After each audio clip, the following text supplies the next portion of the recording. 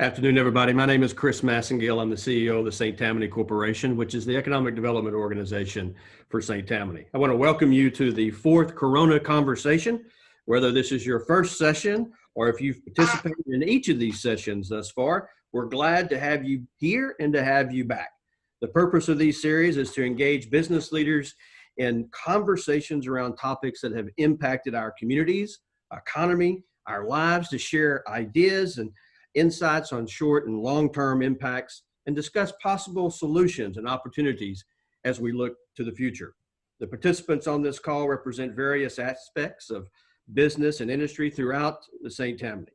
This series is facilitated through a strong partnership between the St. Tammany Corporation, the St. Tammany Chamber of Commerce, and the North Shore Community Foundation.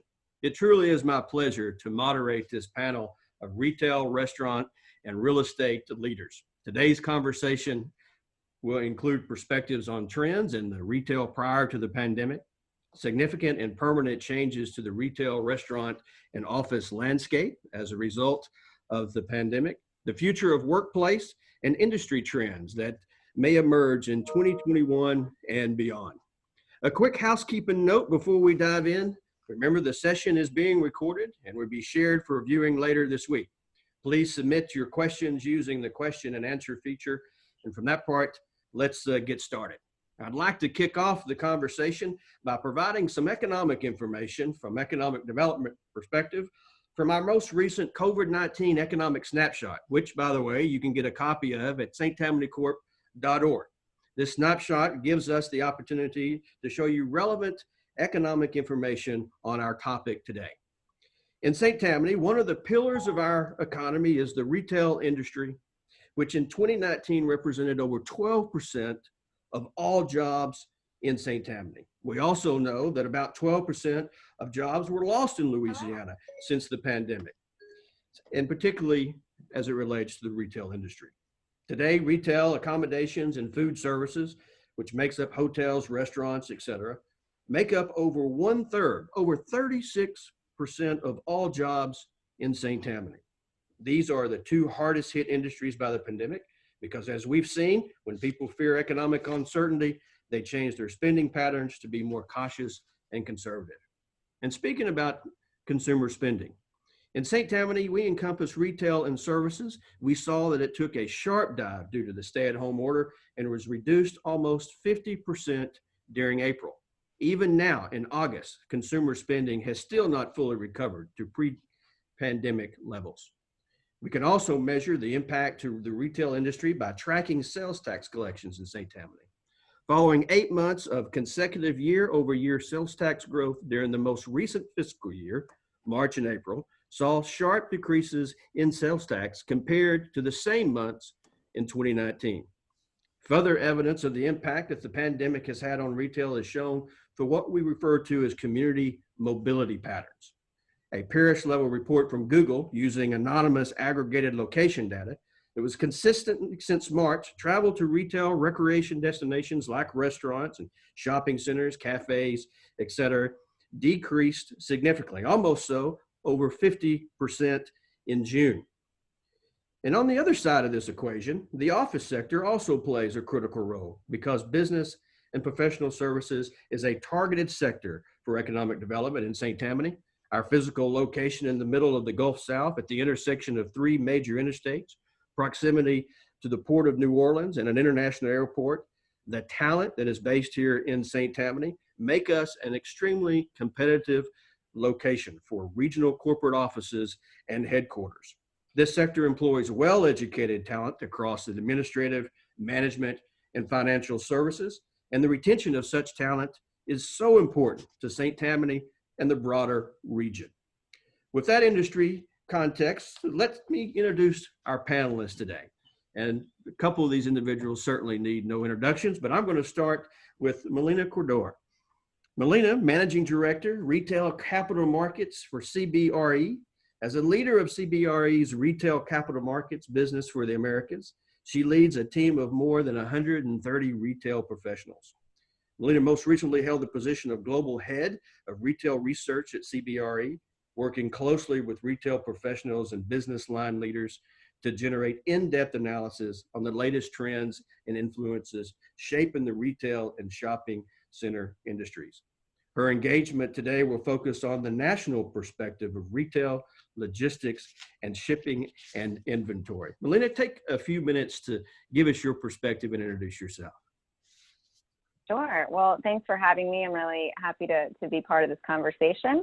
And as Chris, you mentioned, I lead our retail investment sales platform for the U.S. here at CBRE. And before that, I was heavily immersed in the research world and tech and data before that. So the way that I approach the retail industry and increasingly the industrial sector, which is sort of really having a lot of crossover these days, is through many lenses, you know, from the consumer to the economy to the retailer occupier lens to what does it all mean for investors. So I think that's you know, those are the lenses through which I'll be talking about retail today. So I'm excited, and there's definitely a lot going on. Thank you, Melina. Well, we're certainly glad to have you, and thank you for making time. Let me transition to one of St. Tammany's incredible entrepreneur success stories, and that's Scott Ballard, owner and principal of Ballard Brands. Scott and his brother launched Ballard Brands in 2012, and their corporate offices are located right here in Covington. The company's restaurant portfolio includes retail brands Wow Cafes, the famous PJ Coffees of New Orleans, and Ballard Hospitalities, among many others. They also operate a wholesale brand, New Orleans Roast Coffee, which also is sold in grocery stores and featured in an array of locations. Scott will share his insights and overview of impacts and opportunities within the Ballard portfolio. And certainly we want to say congratulations to him and his family for last year being one of St. Tammany Chamber of Commerce Businesses of the Year. So Scott, the floor is yours. Thank you very much. Good to be here. Good to see you all. Happy to kind of talk about this industry and kind of some of our changes and where we're going. We, Ballard Brands, as you said, 2012. We started 2002, the Ballard Brand side, and then 95 was when we first opened our first PJs in Covington on 190. Back then it was next to the Grapevine, a store my mother ran. So I grew up as a merchant's son, as they say. But you know, we're represented in about 40 states and 3 countries now with brands.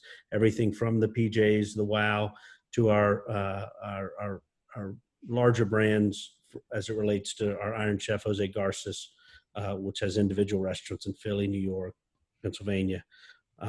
So we kind of have a pretty good perspective of the country, at least as it relates to bricks and mortar and how the changes are happening, everything from online ordering, et cetera. So I look forward to discussing that, giving my insight and some of the things where we're pivoting, and hopefully we learn from each other. Thank you, Scott, and thanks for making time to be a part of this panel today. And then rounding out our panel of experts is certainly a recognized business leader and success story in his own right, somebody that's very close to us in economic development, Marty Meyer, President and CEO of Sterling Properties. Many of you may know Marty, not only in his professional capacity as a successful real estate developer, but also as a leader in the region through his engagement with economic development, the Community Foundation, GNO Inc., and other industry trade organizations. And of course, Marty currently serves as my board president and a commissioner for economic development on the St. Tammany Parish Development District. And in today's conversation, Marty will focus on the overview of initial impacts to local and regional portfolio. So Commissioner, boss, the floor is yours, sir. Well, first of all, Chris, thank you for hosting this, and also thank you for St. Tammany Corporation, the Chamber, and North Shore Community Foundation for these series of conversations. I've been able to listen in on some of them, and I think they've been very informative, and it's a great collaborative effort. And Melina and Scott, thank you for joining us too.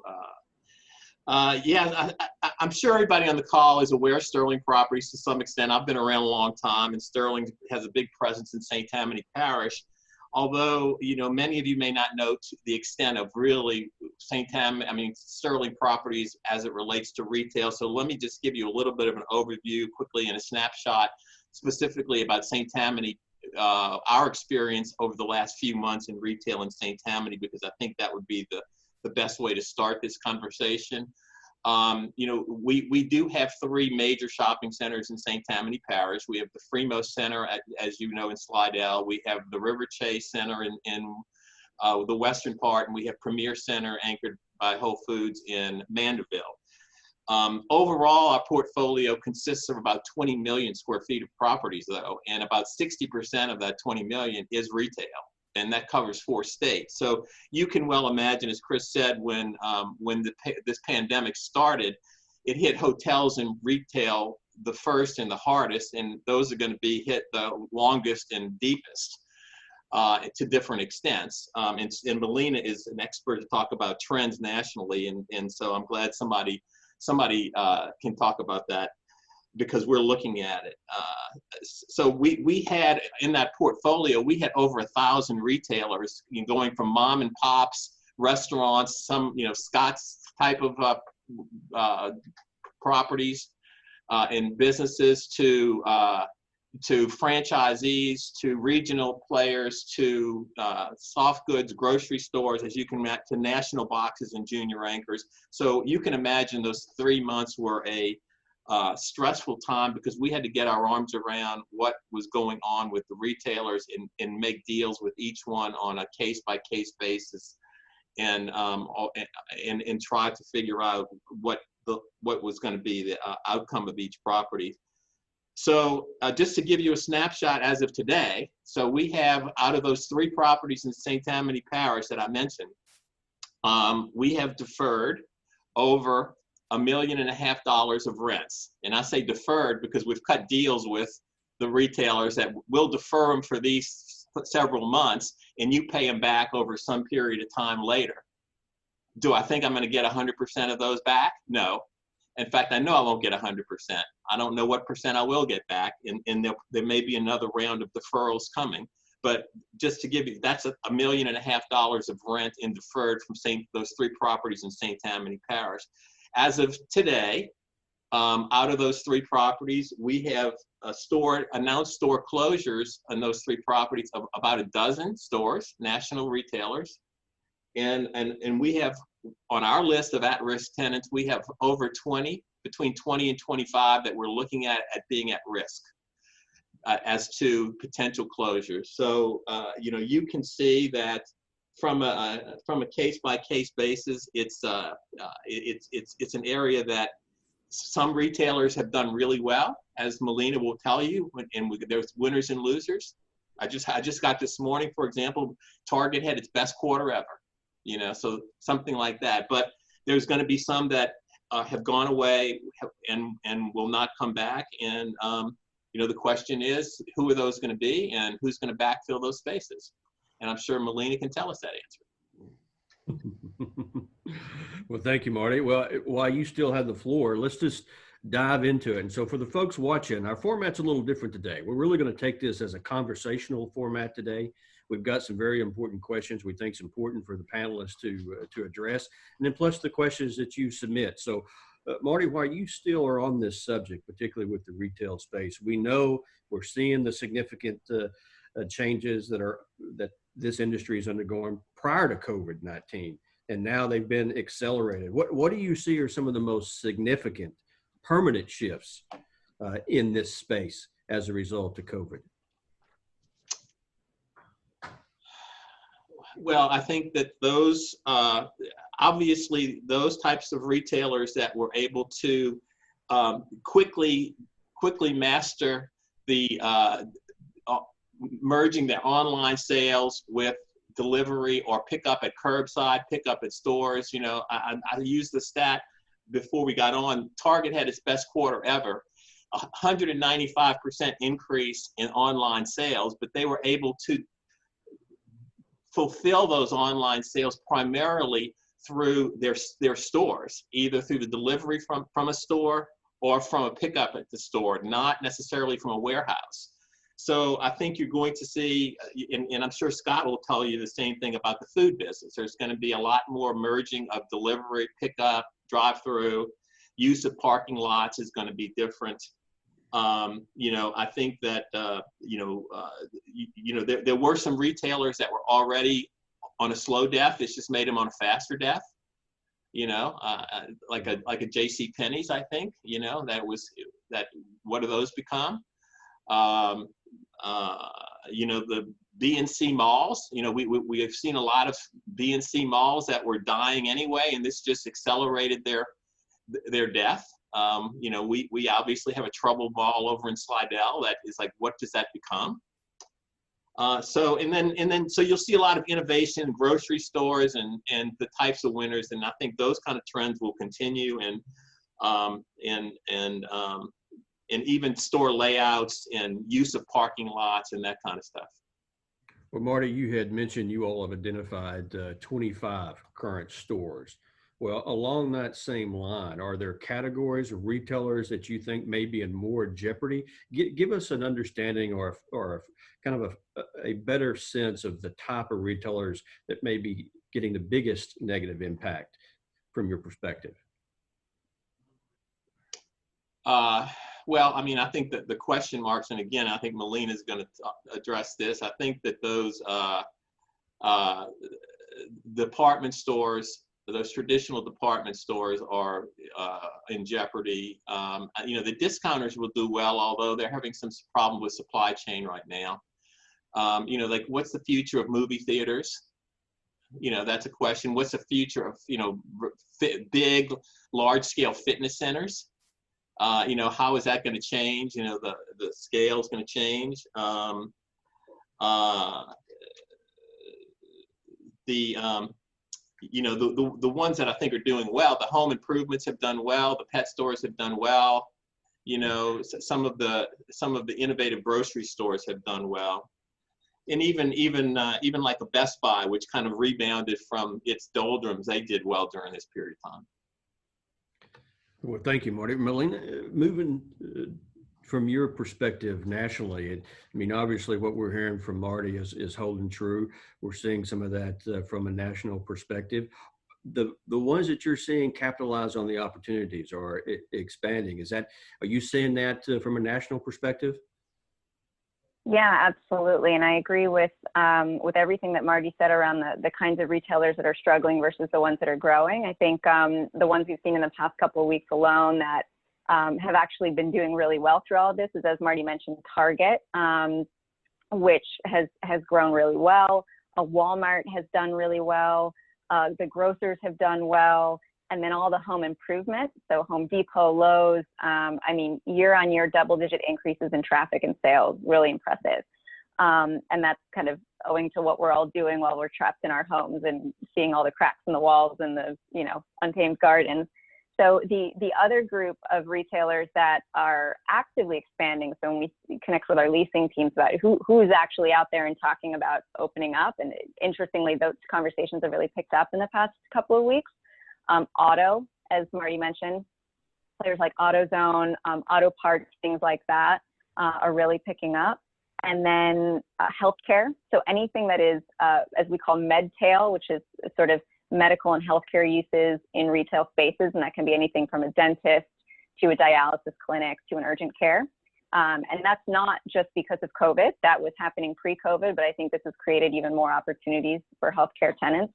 And then, interestingly, anything that is pet oriented. And I don't know if that's because we're all getting, cats and dogs to keep us company through this, and we're all home to walk them. But we've seen a big uptick in things like pet grooming, pet services, pet supplies, in urban and suburban markets. So that's been an interesting one that I think we didn't expect. So in this cluster that you just mentioned are the ones that you're seeing some expansion. Would you also put those in the same category for backfilling the open spaces that we're seeing an increase of? Or is there some different dynamics to that? Yeah, yes and no, right? So I would absolutely put medical and healthcare as excellent backfill options for small and large spaces. I've been saying this for years, Marty, you and I have been talking about this for years. I think that medical and healthcare uses are a fantastic backfill for boxes and smaller spaces, both urban and suburban, for a number of reasons. However, some of those other ones I mentioned, so auto, pet, those are smaller spaces. So they're not going to be enough, in my view, to fill department stores or some of the other big box concepts that we see closing.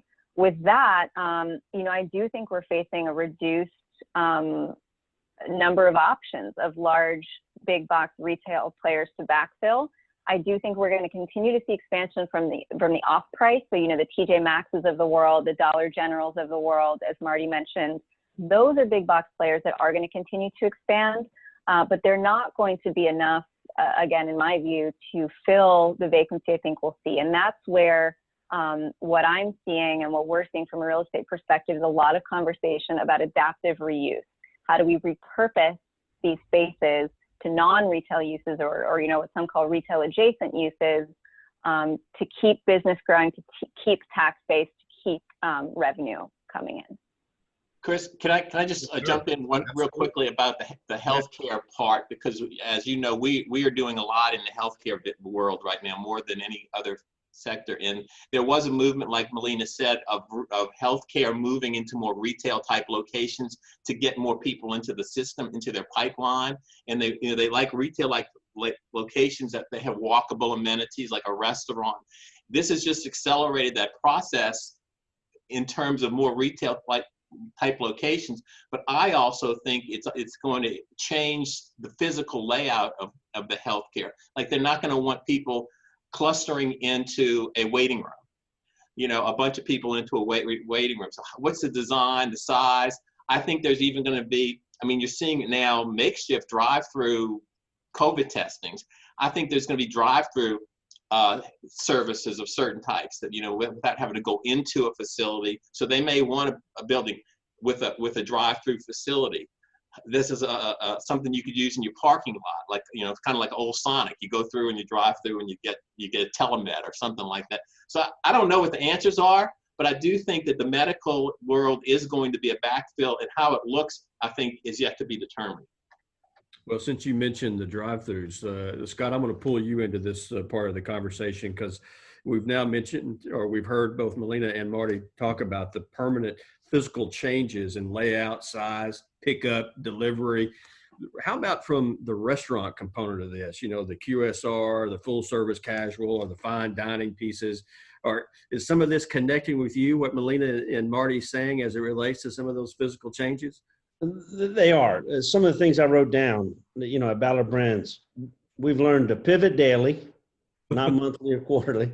We've learned to reassess often, re-engage, goes to what Marty was talking about in healthcare, because they are going to this telemedicine drive-through. One of my best friends is Grandma Morris, who runs it for Oshner. We talk about this often. He's like, look, this telemedicine, but people are still going to want to go be touched, seen.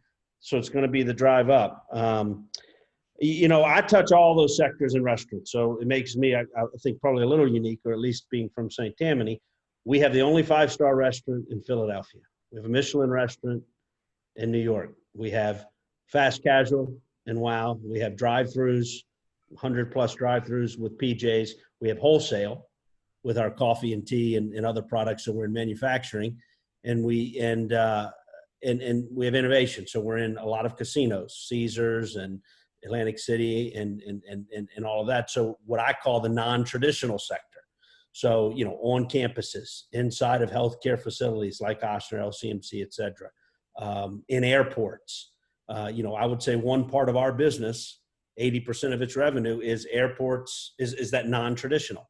We have, in the FBI building in DC, in the DSI building in DC, people don't think about that, but that world is all but shut down for us because people aren't coming to work. They're working, they're just not coming to work. And so that's a whole other thing I'm sure you'll talk about is the dynamics of that. So to answer your question more as it relates to drive-throughs and what the new trends are, fast casual was popular and people liked it before, but it's really popular now because there are people who don't necessarily want to interact. They want to come pick it up. They want fast service. To me, clean has always been important, but now it's real important. Now everybody notices it, and systems and those type of things, which cost dollars. So fast casual, if you have a drive-through, you've done well. We were down 65% when this started. Everything with a drive-through, we're probably up 5 to 8% now, some even greater. So that industry's come back and is what is going to thrive. Fine dining is just going to be less of. I mean, I think still a lot of us are going to want to go and have great chefs and so forth, but I think it's going to be smaller. You may pay a little more for the fine dining, but it's going to be less often. I think we've gotten used to being around our husbands and wives more, being around our children, being around our mothers. We've learned to live with that, and I think that's made a difference. Nationally, I think the fast casual, smaller, is here to stay. I think e-commerce plays a big role. If you've got to have the app, you've got to have the pre-ordering. People are still going to want to get out of their house, go pick something up, let it be fresh. I'm not a big guy that does the dash and all that, because I still go get it. Besides pizza, because I think it's fresher, I know that when I go pick it up, it's hotter. It's not going to sit an hour, so there's still going to be some of that, but well, you mentioned occasion and spend. That's what we are trying to figure out. Now tell us those again. I tried to catch the first set of that. These are good. You've given me some ideas we may have to capture. So you said pivot often, pivot daily. Pivot daily. Re-engage, reevaluate, pivot, and then deploy again. So it truly it is. I mean, there's a lot of sayings that sound good, like Mark Twain, that you can't apply, but these we truly do apply. And then I wrote here, we constantly focus on our interactions with the consumer. The consumer has become a lot more important. It's always been important in our business, but it's become a lot more important because we in the restaurant industry refer to this as frequency, occasion, and spend.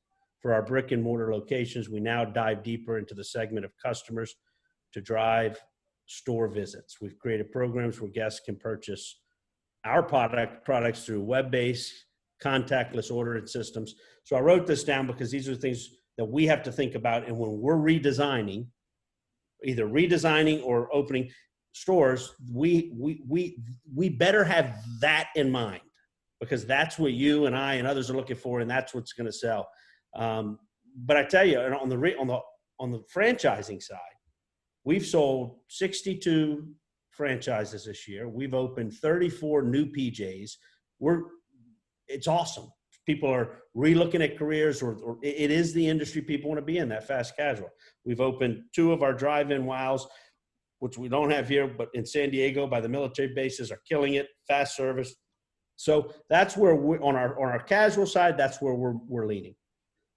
And we're implementing those things I told you every day, because the consumer, it's got to be contactless, it's got to be easy, it's got to be quick. And then it obviously still has to be a good product.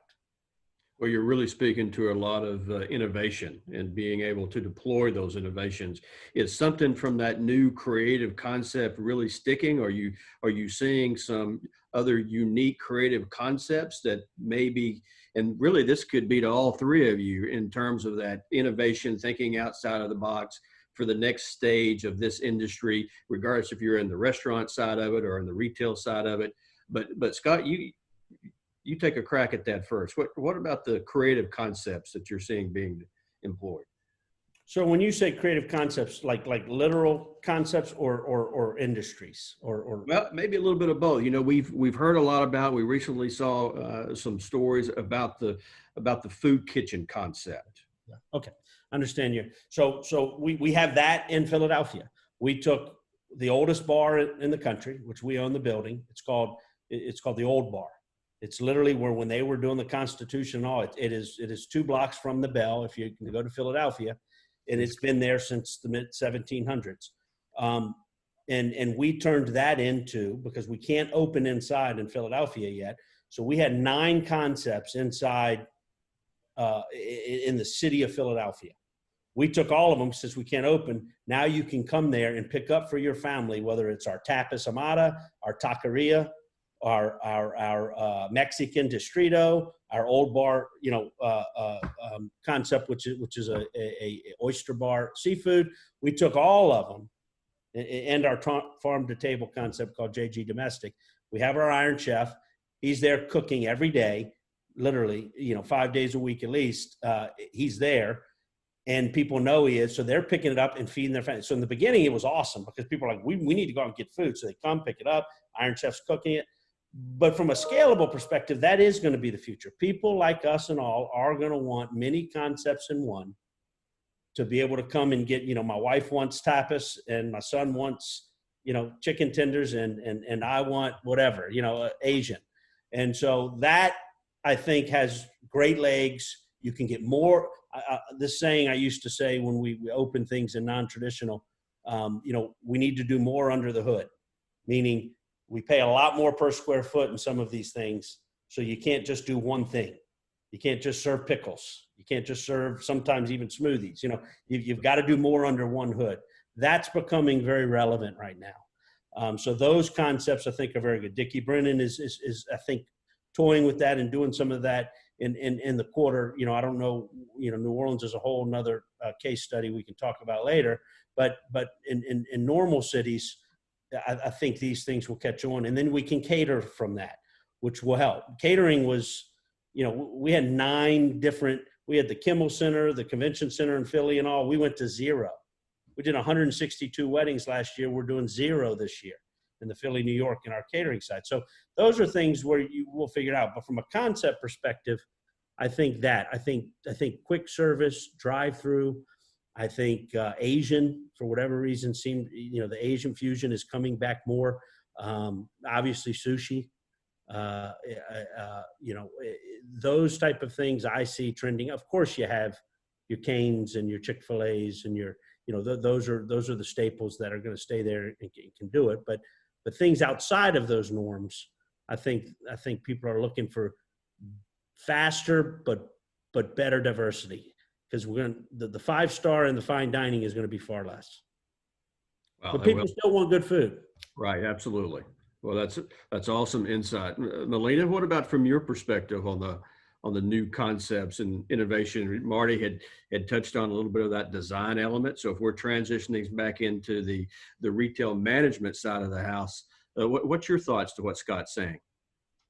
Yeah, I agree. I think we're going to see a lot of innovation in terms of how space is used and how we as consumers use space, right? I think technology is a huge part of that equation, and we've been watching some trends for the past couple of years that I think are going to be accelerated. So one is, you take this concept of like no checkout. So being able to walk into a store or to a restaurant, order what you want and then walk out. And somehow through the app or through some sort of technology, you never had to interact with a person. You maybe didn't even have to interact with a machine.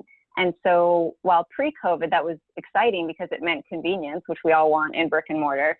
Now in a COVID and a post-COVID environment, it now tells us as consumers, oh, I can go in efficiently, spend less time in there, make the transaction, not interact with another person, and not touch anything, right? So I think those kinds of technologies are going to grow and also create some cost-saving measures for retailers in terms of essentially cutting down on some of the labor, or shifting the labor from some of those sort of lower ROI uses, the transactional stuff, to more service-oriented. So there's an opportunity there. And then I think in terms of formats, what we're seeing is a lot of what Scott talked to around, especially food and beverage and other retailers thinking about their portfolio of concepts. So I think back 5-10 years ago, retailers had one concept, or restaurant had one concept, and you copy pasted that concept across the country or across the market. And now there's a lot more openness to diversity of concepts. And one example of that, which I think is interesting, is what Starbucks is doing right now, which Starbucks over the past couple of years has played with different concepts, right? It has its sort of flagship roastery concepts, it has its reserves, and then it has its normal Starbucks. But now what it's done through COVID is totally pivoted. This Scott's point about kind of pivot daily, right? And now they're saying, okay, we're doing a new approach where it's almost a hub and spoke model, where we'll have our regular Starbucks, but then we're going to have these kind of pickup only locations spread around. We're this network of Starbucks hubs, and then pickup only, which are smaller concepts, which are grab and go, which are very digitally driven, and everything kind of goes through the app. So I just think we're going to see more players across a lot of these sectors, especially food and beverage, thinking about diversifying their concepts, more grab and goes.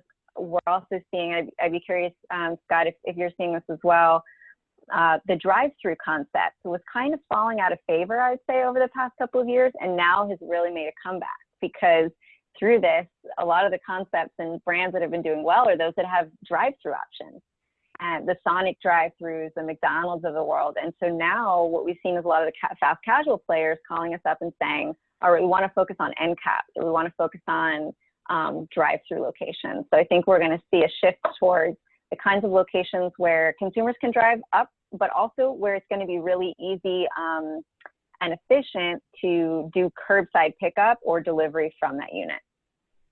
I would just add to that go that last point. I've already seen a national study done just along those lines that the quick service restaurants will go to smaller indoor spaces and more multiple drive-throughs, like the Sonic concepts. It's easy for people to pick up, and so again, how does that affect like a property owner like us? And I think what Scott's doing is those people who can pivot daily and figure it out are going to win. I think when you have a lot of turmoil like this, there's winners and losers, as we've talked about, and those that can pivot and figure it out are going to be the winners, because people are going to do it. They're just going to do it differently. The other thing I think that's permanent, and we talked about it some, is everybody is used to buying things more online. But it's not necessarily buy online, ship from a warehouse. It's getting it faster, easier, and that online is going to be continuously important. But how fast they can get to the product is going to be much more important. The supply chain and logistics, the pickup. So that's what Melina, retailers are going to spend a lot more time on. How do you get the product to the customer faster? And that's going to drive a lot of real estate decisions. And then furthermore, I think because of that, and this is like the Amazon effect. Amazon and Walmart and Target are sort of coming like this, where Amazon came from the fully online, and they're getting much more brick and mortar and much more, they're adding bought Whole Foods, they're adding grocery stores, they're adding brick and mortar to get closer to the customer. And Target and Walmart came from the brick and mortar side, and they're getting much more digitally sophisticated, where they're integrating their data and getting the product quickly from their stores. So they're coming from different parts, but they're coming to the center to, we need to have online sophistication with quick service and quick delivery to the customer and convenience. And then of course, and all of those people who are sophisticated are going to have a lot of data on you.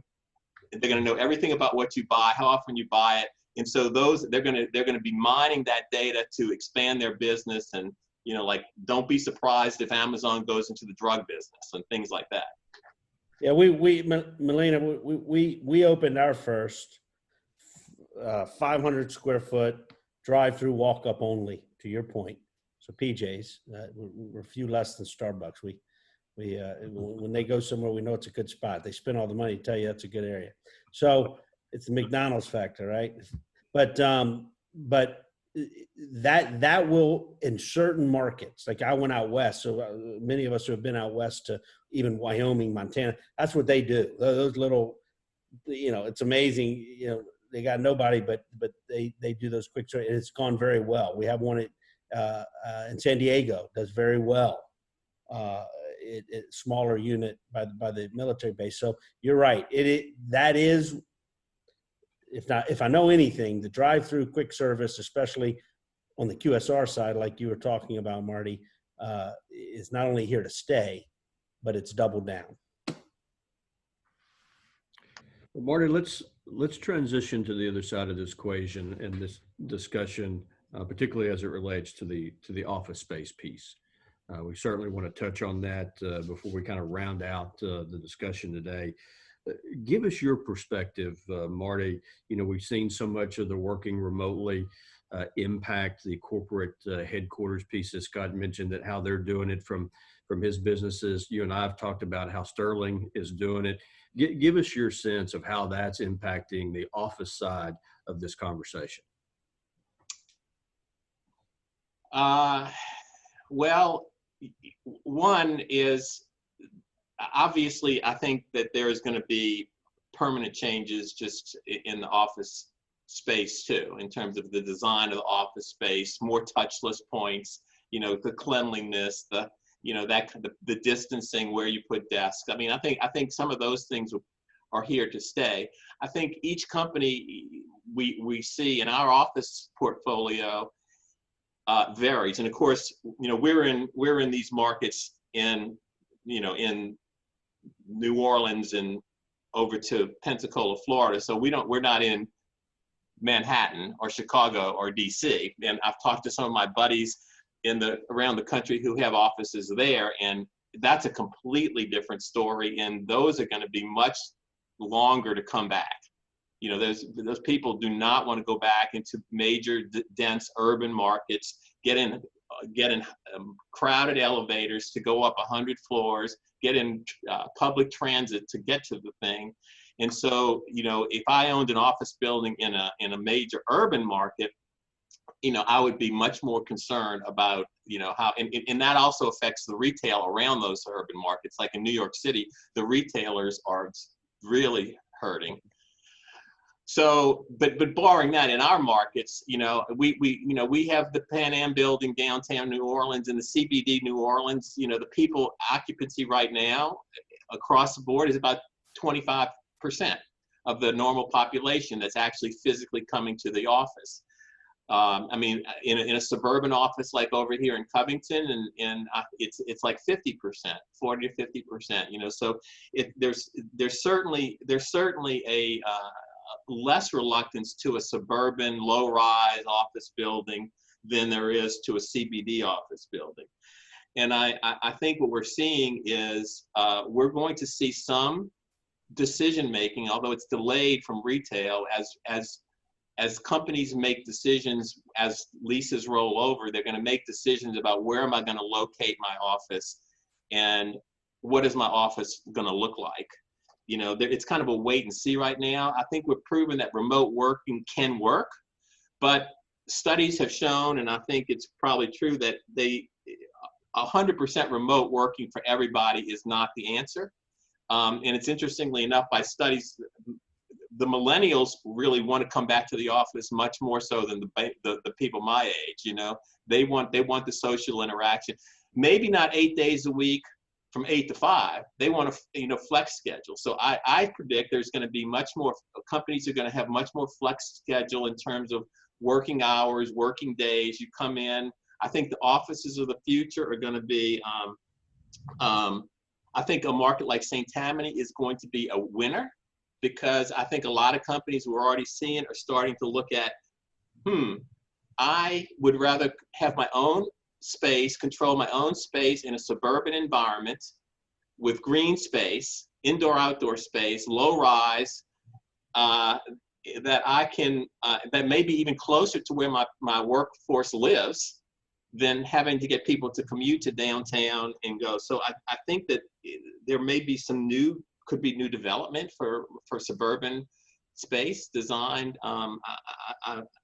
I think that there's some, Melina mentioned the hub and spoke in retail. I think that there's going to be a hub and spoke in office too, where instead of people necessarily having a big central office and everybody coming down, you know, I had a law firm buddy say, heck, I could get a place in a vacant retail place in River Ridge, because I have a cluster of people that live in River Ridge, and I can get a vacant spot over in St. Tammany because I have people over there, and just let them work out of there a few days a week and only come to the main office for collaborative, the collaborative reasons or client-centric reasons. So, I think that there's, everybody's kind of waiting and seeing right now as to what their workforce is going to do.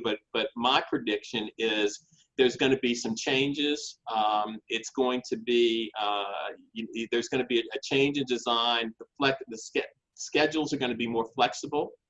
And I think that CBD is going to be tougher than suburban.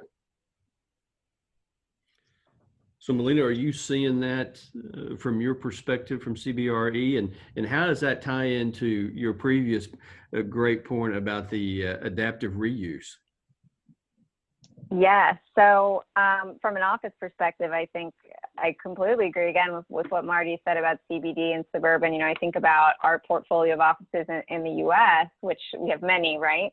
And I think of one of our relatively newer offices in Buckhead in Atlanta, which is, you know, on the 26th floor, something very high up.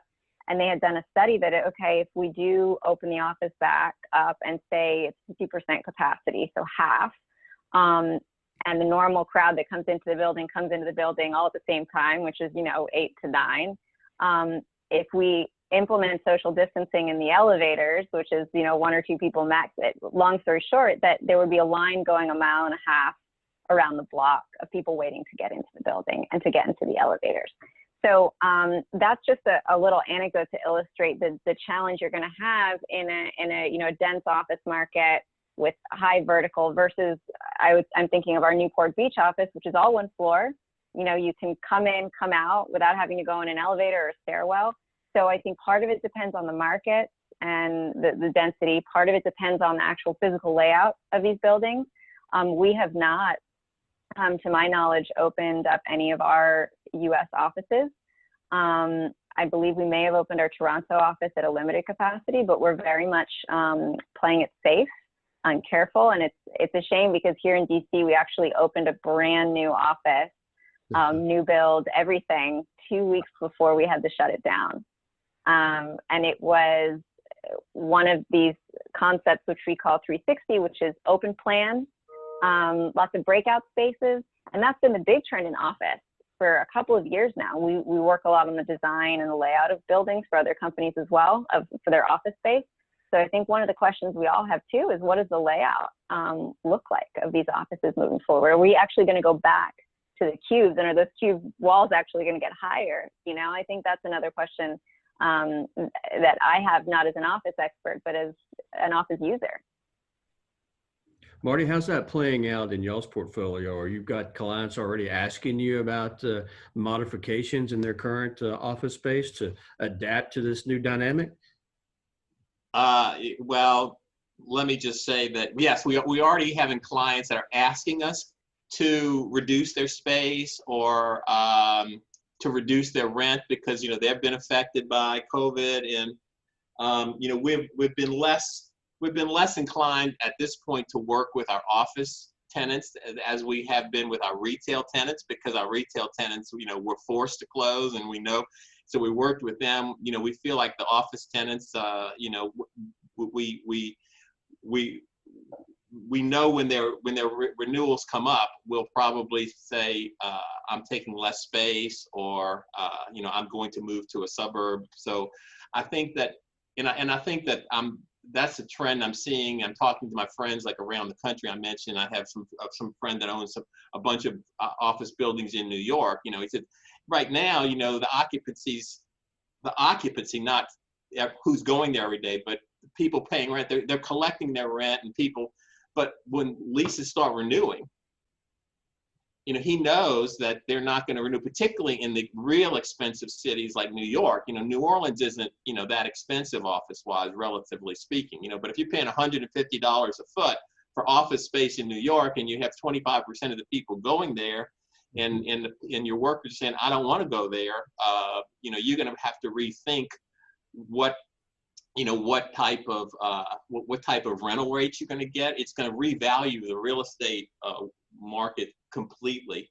So I think that, but I think it's going to be delayed. It's certainly delayed from the retail. The retail was fast because it happened fast. The office is going to be the next wave of where are the winners and losers on the office space.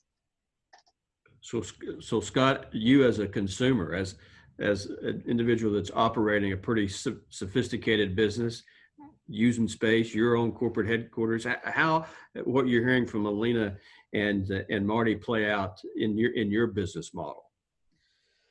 Well, I fall into a most category is what you say, but I am partners with Marty in some properties, and I also have a few 100,000 square feet of office space that me and my brothers own in Buckhead and here and others. It's where my wife's from, so her family has real estate there, and so I get it from both ends. I pay into the rent, and sometimes I'm collecting the rent. So I think Marty likes to say Scott at least has a perspective. Whether a perspective sometimes nice because usually you're on one side and you see one, take my case. We're in a building here in Covington that we own. It's 20,000 square feet. I don't need that. I've got a property in Mandeville that was retail.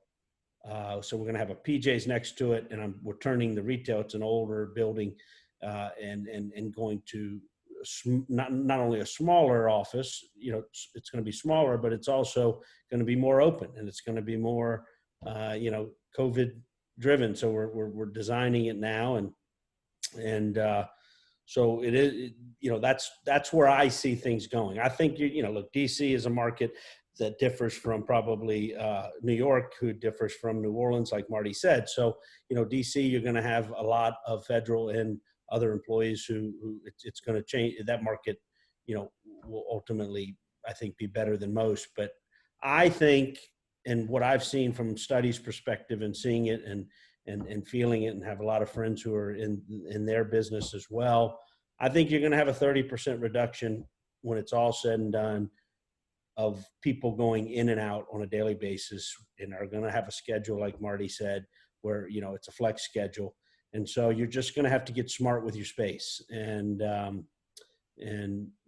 think bricks and mortars from a retail perspective, they're going to be I think Walmarts and Targets and all, like Marty said, are going to start pulling from there and driving you to there. And I think you're going to be in a better situation than office space. But I'm seeing that. So you're going to have less, but I don't know. I don't know what the bigger picture is, but I do know that I think you'll probably have 30% less participation, of people going in every day. Maybe people just get bigger offices. and I will just say, kind of, Chris, we've talked about wearing real estate and the economic development hat that I wear, and I think about this a lot.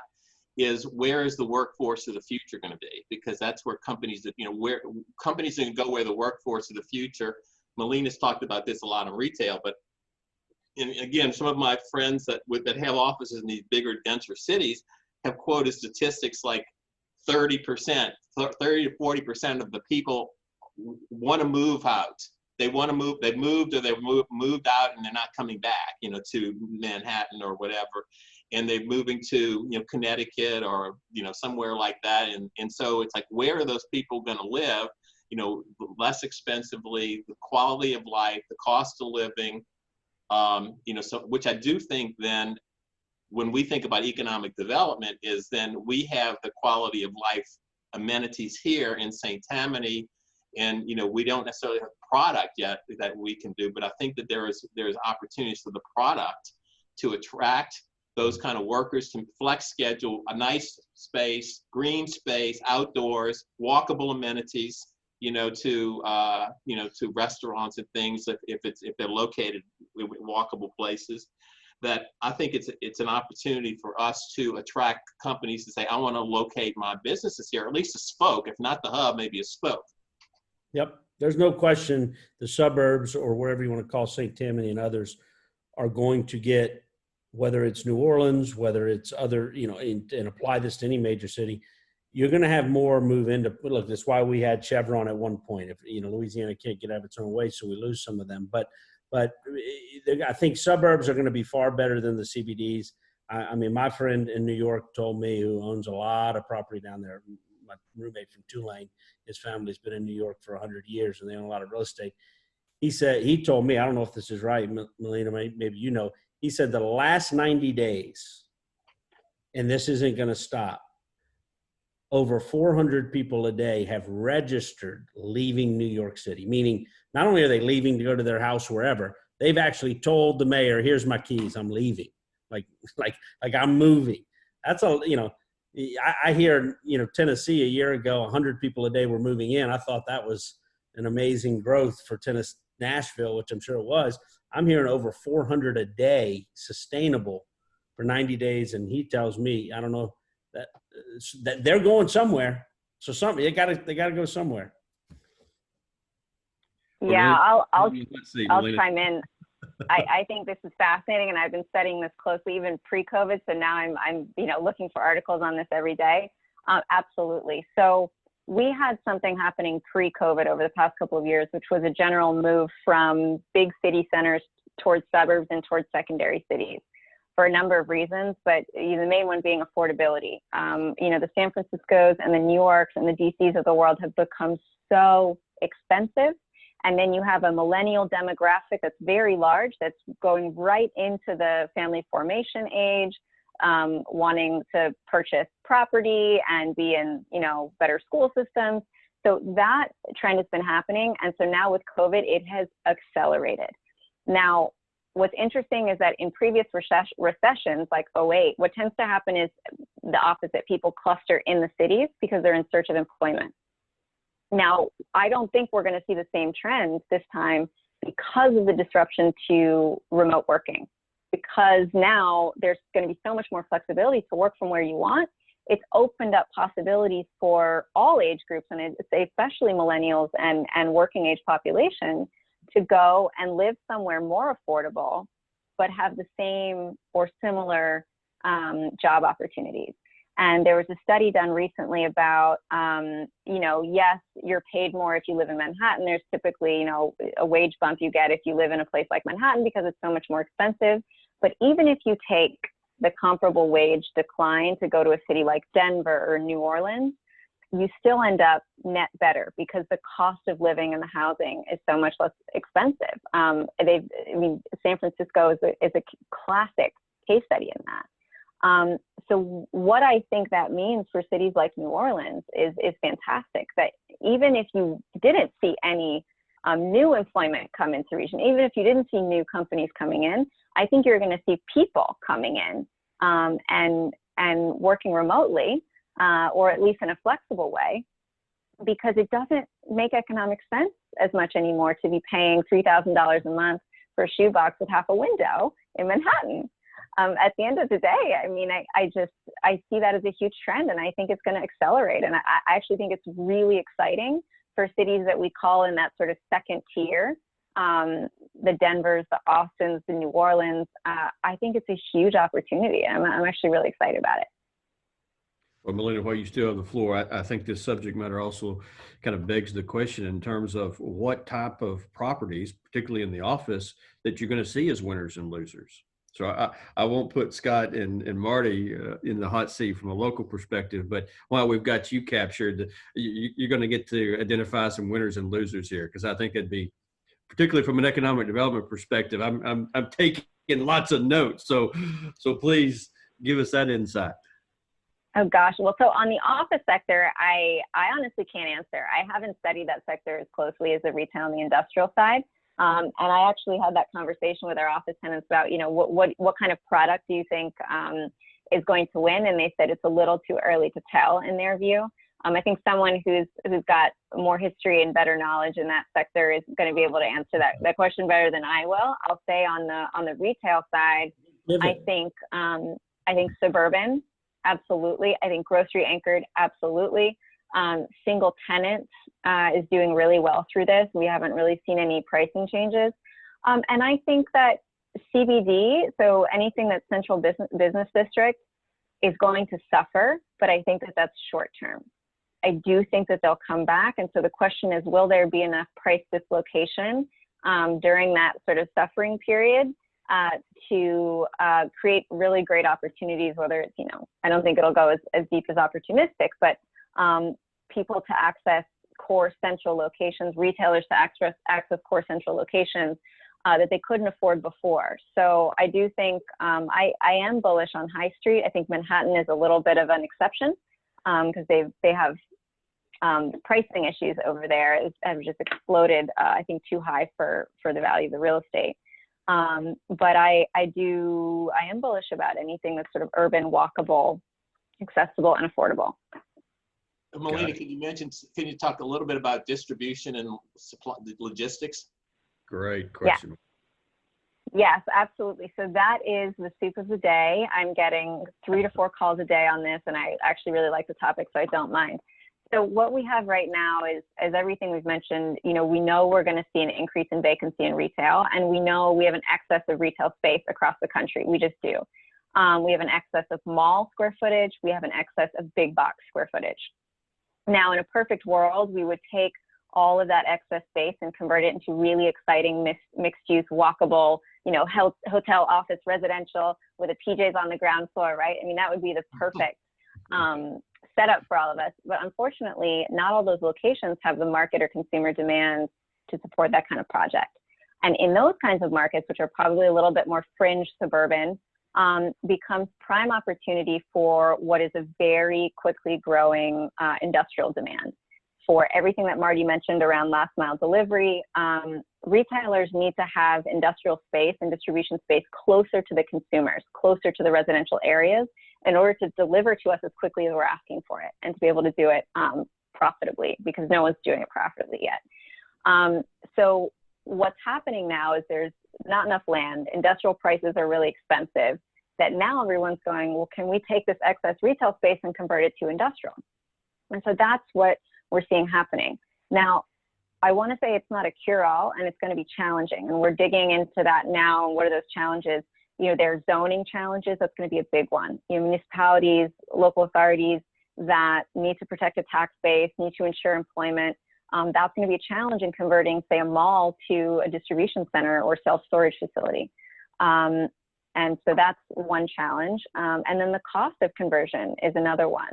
Depending on what the use is, whether it's an Amazon fulfillment center, whether it's self-storage, whether it's an indoor rock climbing gym.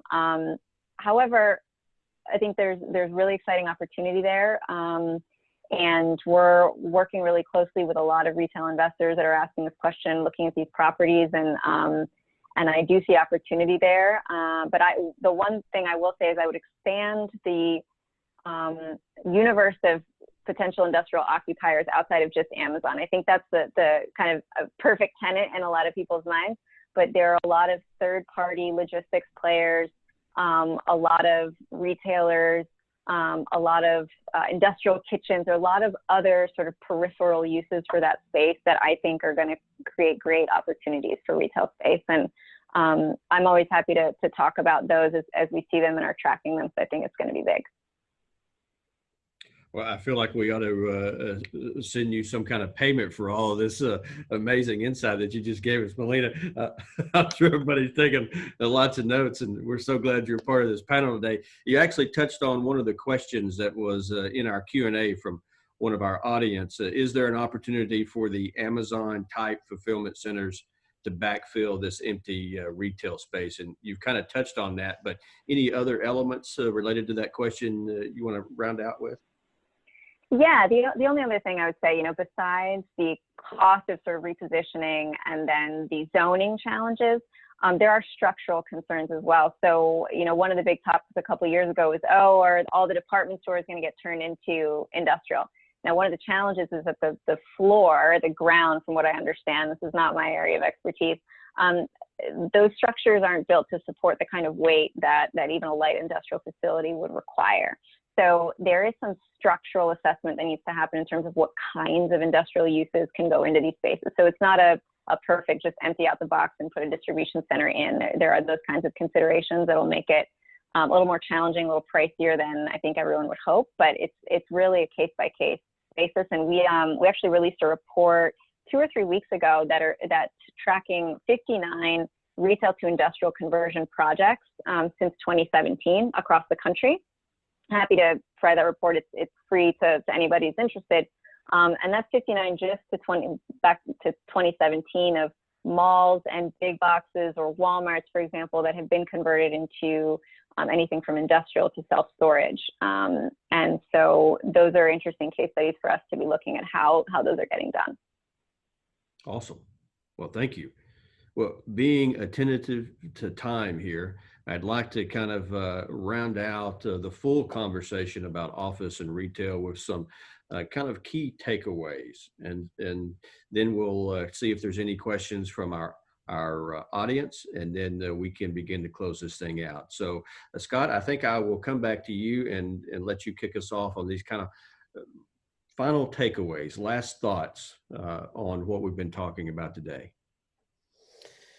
Yeah, so thank you. You know, the future obviously is hard to foresee, you know, all aspects, because this is, you know, this pandemic and some of the trends and data and you know, my mind works, you know, I was a statistics econ major at Tulane, so my mind thinks that way. So I try to get out of it. You know, I'm a retail guy, but I, you know, data is important and statistics are important, and how, you know, lineal thinking is important. So thinking in that manner, you know, I think the takeaway is, I think Marty was right. Those who learn to pivot, those of us who learn to listen and believe what you see, and act on what you see as opposed to what you hear, is going to be important. And I think that in the retail world and food and beverage, hotel, you know, real estate, I do think, like Melina said, that CBDs and others will come back. I think people are resilient, and people eventually want to get back to their traditional ways, no matter how much this is going to change us, as it will. But there's going to be some of those. So, you know, but once we start getting back to normalcy, I am concerned about when some of these stimulus dollars and other things stop, if they do, and how those stop. You know, where the bottom is for certain people in my industry, restaurant and hotels and others. So I think in December, January, it gets worse than it gets better in certain industries. There's certain industries where that's not the case. But having said that, I think, you know, the middle of next year is when, you know, bar no major change and that we have some kind of help with this virus and the doctors come up with something that helps with that, then I think we start getting back to normal, and those who survived will be better for it. Awesome. Thank you, Scott. Marty? Yeah, I do definitely believe that, you know, in times, like I said, in times of chaos, there's winners and losers. And, you know, I think I, like Scott, although I didn't major in statistics, but I had an engineering degree, which I would be a terrible engineer. So I don't know why I had that degree, but I did have to go back and get another degree just so I could offset it. But, you know, I do try to think further. We're kind of in the middle of it now, and there's a lot of uncertainty. We got through that first initial fog. We're in the second phase. You know, I told you what we did with retail, and I see office coming next. But, you know, beyond that, and then what are the outcome? We're seeing things with multifamily and student housing, you know, where we're working with some universities on how do I get properties to locate students, you know, at a distance. And everything has a real estate component to it, a real estate decision. But one thing that I don't think, you know, being in the real estate business, that I see coming, which I see is going to be a problem for a lot of people, but I think it's also opportunities for others, is, and Melina and I have discussed this too, because she's in the investment sales, over the investment sales for retail for CBRE nationally, is there's going to be a lot of real estate defaults, commercial real estate defaults, when loans come due. And, you know, if they aren't already due, you know, I saw today that one out of 4 hotels are in default now already, and hotels are going to be the longest. We don't have any hotels, but, you know, fortunately, you know, we don't have any. We refinanced a lot of our stuff before all this, fortunately, to take advantage of low rates. But, you know, Melina, I don't know how you would value a shopping center right now, a multi-tenanted shopping center. I mean, how do you value even my shopping center where I said I had, you know, 12 tenants that are closed. So many tenants aren't paying their contractual rent. I don't know if some that are going to reopen again, or if they're going to pay 100% of their rent. So if I'm a lender and I have to value your property, and if you have a termination coming, and you have to redo your property, and the value is what? And so you have a default, and so then what happens? The banks aren't going to want to take it over. They're not going to want to do anything with it. So they're going to, how do you work? And then how do the property owners work themselves out of that property? So again, I think that there'll be a lot of issues that related to commercial real estate and the lending world that really hasn't hit yet. And again, that's going to be trouble for some people, and I think it's opportunities for others. We're trying to think ahead. How does that create opportunities for a real estate development and brokerage company like Sterling? Thank you, Commissioner. And Melina, why don't you close us out with some final thoughts? Sure. So, I mean, if Scott was a stats and econ major and Marty was an engineer, I was a French major, so I'm really not qualified to answer any of these questions, so I'll do it anyway. You can speak in French. I could. Maybe that's why I like New Orleans so much. So to kind of sum up what some of the things I said and some of the things that I haven't, I think that none of the things that we're experiencing in retail, though it's very disruptive, none of these things we've talked about today are a surprise. They're all an acceleration of what was already happening, right? So I think that's the first point. Two, I think that even though we're seeing e-commerce rise really quickly in this moment in time, I think that brick and mortar is going to sort of rebound as things open up and we have our sort of, medical solutions here. I think that fundamentally people like brick and mortar, whether it's a restaurant, whether it's entertainment, whether it's retail. And I think that retailers are going to, especially through this, be forced to get better about how they make those physical environments safe, appealing, and exciting for consumers. And I think they'll get there. Some better than others, faster than others, but that's going to happen. And then I think that retail tenancy, retail properties are going to look really different. We talked about medical, we talked about education, alternative uses, ghost kitchens.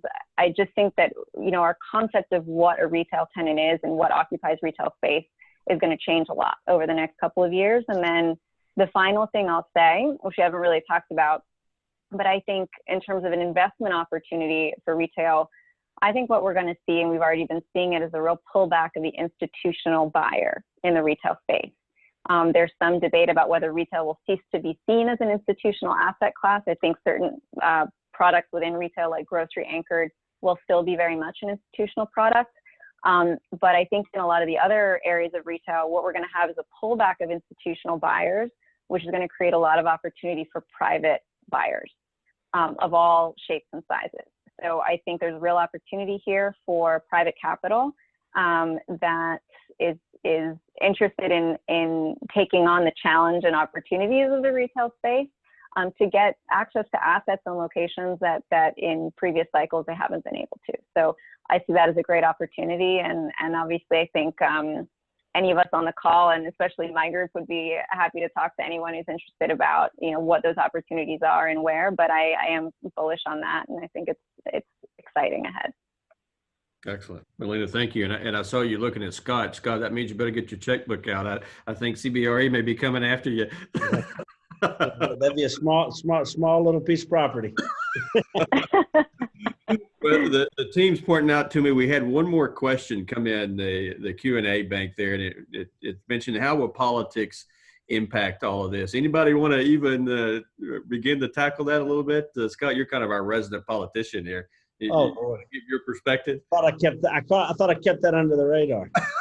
Well, look, however it goes in November, I'm just glad it's going to go, because it plays a very big role. Wherever you lean, it plays a big role in slowing us business people down, period. There's a strategy to both sides, and it gets in our way. So however it goes, I'm ready for November. Most entrepreneurs, people like me, we have our opinions, and we surely want things a certain way. And, I'm a policy driven guy, but what I want more than anything is to know what I'm dealing with. And right now, with the state of politics, we don't. So after November will be better for all of us, regardless of who wins. So Chris, can I jump in on that? Yes, sir. Absolutely. But I'm gonna deal with it on a local level more, because I think, from an economic development standpoint, Melina mentioned the zoning and other things, and as Yes, CEO our of favorite economic word here in St. Tammany, zoning. zoning and trees and everything else, not that I'm against all that, but I think that one of the challenges we're going to have from a local perspective is with this, with the world changing, and which changes the real estate decisions, as we've been talking about, where people locate distribution facilities.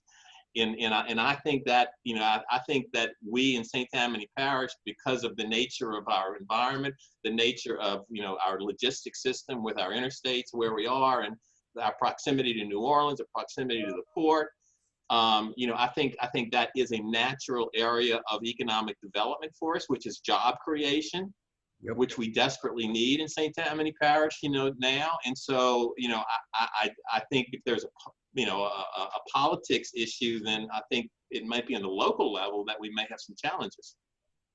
Great point. I think we would all concur with both of those assessments. Melina, to be fair, anything from your perspective you want to add to that question before I close this out?